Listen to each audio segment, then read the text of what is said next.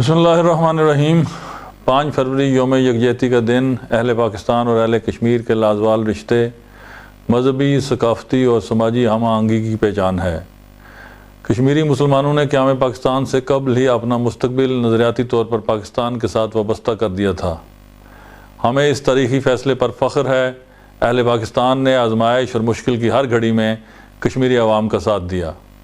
یوم یکجہتی کشمیر صرف پاکستان اور آزاد کشمیر میں نہیں بلکہ دنیا بھر میں مقیم پاکستانی اور کشمیری بھی اس دن کو اس عزم کے ساتھ مناتے ہیں کہ وہ جدوجہد آزادی میں مقبوضہ جموں کشمیر کے عوام کے شانہ بشانہ کھڑے ہیں اور کھڑے رہیں گے۔ میں اپنے مقبوضہ کشمیر کے بھائیوں کو یقین دلاتا ہوں کہ پاکستان اور آزاد کشمیر کے عوام آپ کی پشت پر ہیں اور سفارتی سطح پر مسئلہ کشمیر کو اجاگر کریں گے۔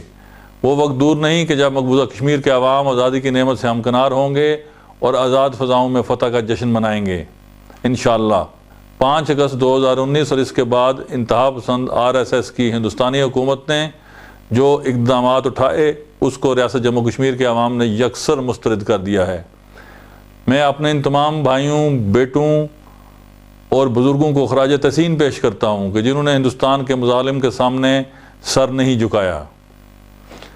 پاکستان خطے میں امن کا خواہش مند ہے جبکہ ہندوستان اس خطے میں دہشت گردی کا ماسٹر مائنڈ ہے۔ ہندوستانی حکومت کے انتہا پسند اقدامات نے خطے کا امن خطرے میں ڈال دیا ہے۔ مقبوضہ کشمیر میں قابض بھارتی افواج کے ہاتھوں انسانی حقوق کی سنگین پامالیوں پر ہندوستان کی شدید مذمت کرتے ہوئے اقوام عالم سے مطالبہ کرتا ہوں کہ وہ مقبوضہ کشمیر میں بھارتی افواج کے ہاتھوں انسانی حقوق کی سنگین پامالیاں بند کروائیں اور اقوام متحدہ کی منظور شدہ قراردادوں پر عمل درآمد یقینی بنائیں۔ مقبوضہ کشمیر میں بھارتی افواج نے ظلم و جبر کا ایسا کوئی ہتھ کنڈا نہیں چھوڑا جو بے گناہ اور بے سر و سامان کشمیریوں عوام پر نہ آزمایا گیا ہو، لیکن کشمیری عوام جرأت، پامردگی اور حوصلے سے اپنے موقف پر قائم ہیں۔ ہندوستان کے یک طرفہ اقدامات سے، اقوام متحدہ کی قراردادوں سے انحراف کسی طور پر ممکن نہیں۔ انشاءاللہ حق اور انصاف کی فتح ہوگی۔